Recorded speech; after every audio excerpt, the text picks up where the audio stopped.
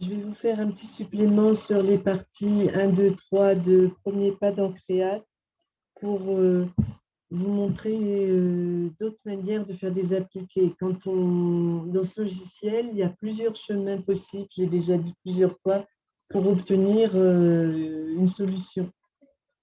Une fois que vous êtes familiarisé avec un mode de faire, généralement, enfin moi c'est mon cas, j'aime bien en fait répéter toujours la même chose, utiliser toujours la même méthode.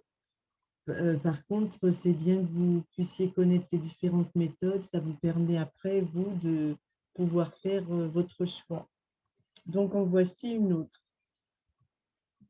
J'ai déjà ouvert mon fichier parce que c'est long à ouvrir et après, ça fait des vidéos trop longues. J'étais allée dans Fichier, Ouvrir, etc. Je vais changer première solution, mon petit cœur.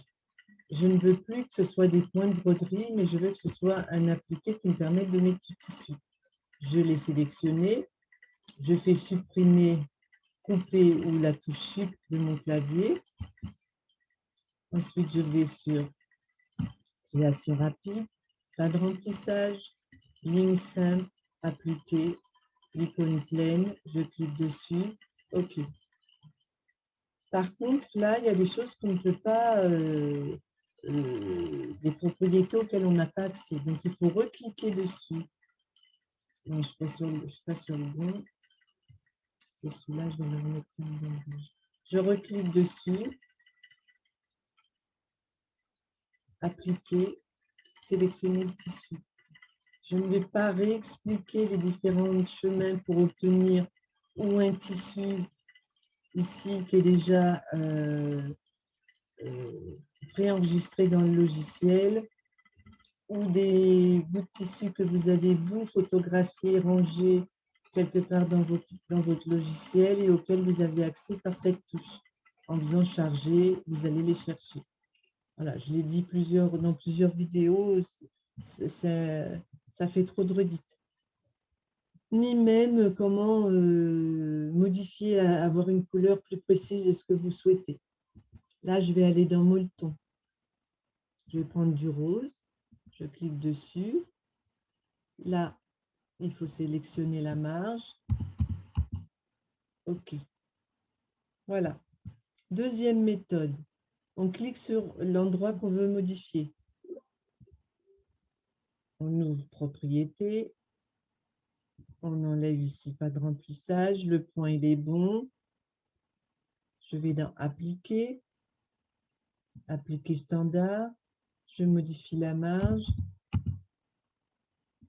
Et je vais sélectionner le tissu, la couleur, ce qui vous parle le mieux. Je remets du molleton. OK. OK.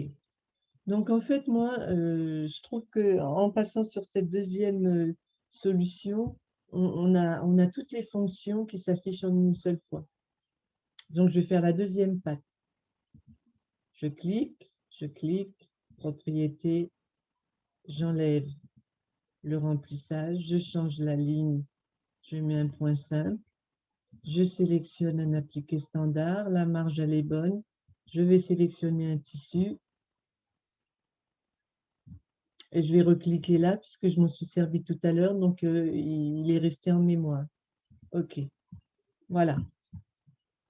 Maintenant, je l'enregistre dans les fichiers d'eau, ce qui me permet de le récupérer une autre fois, éventuellement faire d'autres modifications, genre mettre le cœur en millard ou tout ce que vous pouvez avoir envie de faire.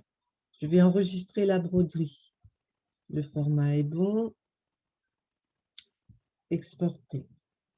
Et maintenant, je vais l'ouvrir dans une page de première. Je vais vous montrer comment arriver à avoir cette succession de cadres.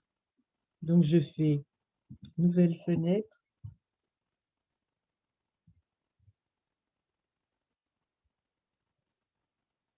Je vais aller la chercher, ouvrir.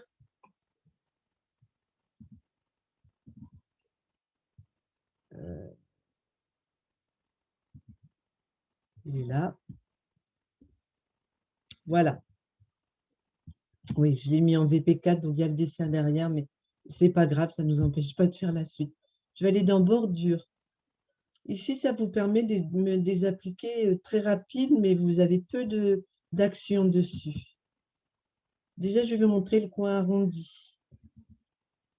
Alors, on met la marge que l'on veut. On peut choisir une ligne satin, des lignes de points ou des lignes fantaisie. On va mettre une ligne fantaisie. Option.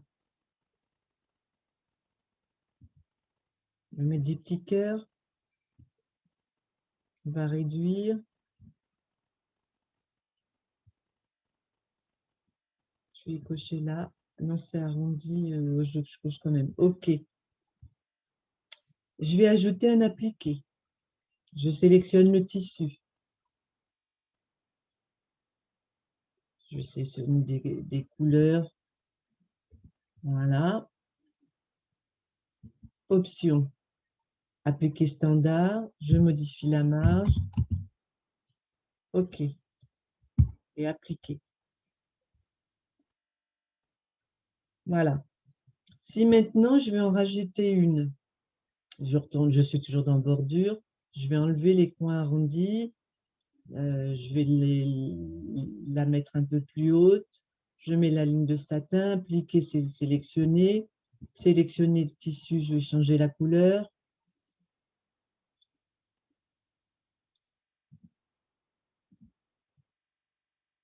Les options, elles sont déjà bonnes, je n'ai plus qu'à faire appliquer. Voilà, je vais changer le cadre.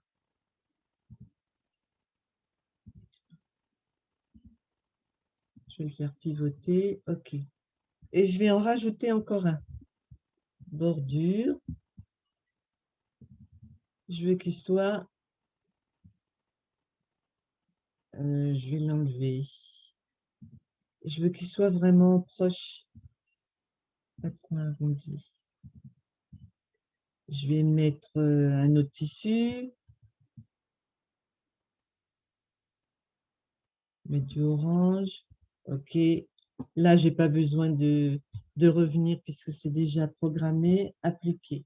Et là, vous voyez, vous avez deux traits qui se mettent, qui se juxtaposent. On peut changer d'ailleurs la couleur des lignes, bien évidemment.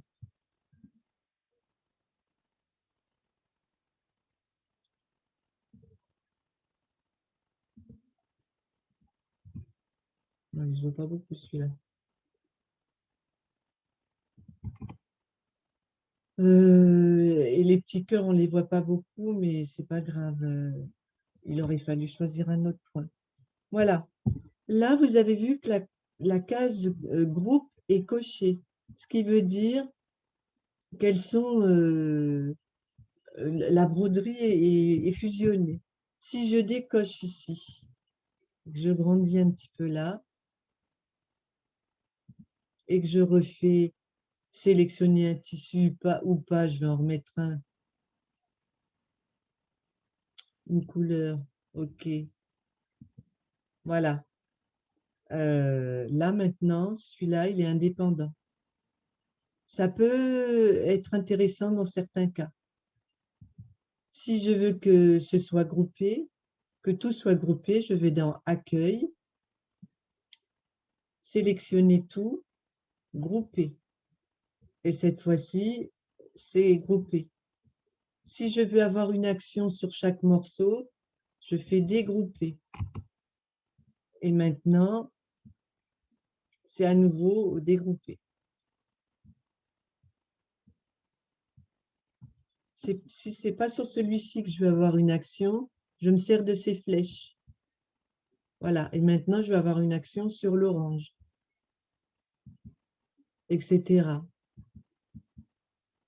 Là, ça va être sur le rose. Voilà, vous vous déplacez avec ces petites flèches. Moi, j'aime bien grouper parce que l'orange, du coup, il est plus...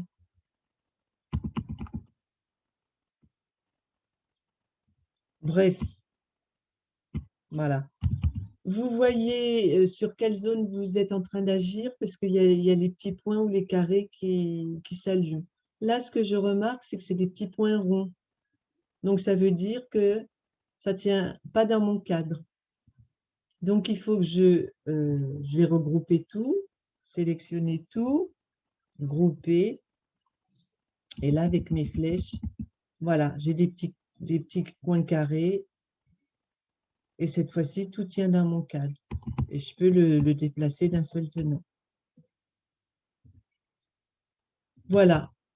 Une autre série de petites actions que vous pouvez réaliser. Écoutez, j'espère que ça vous aura plu, que peut-être ça vous servira, et n'hésitez pas à me dire si vous avez trouvé ça sympa. Au revoir.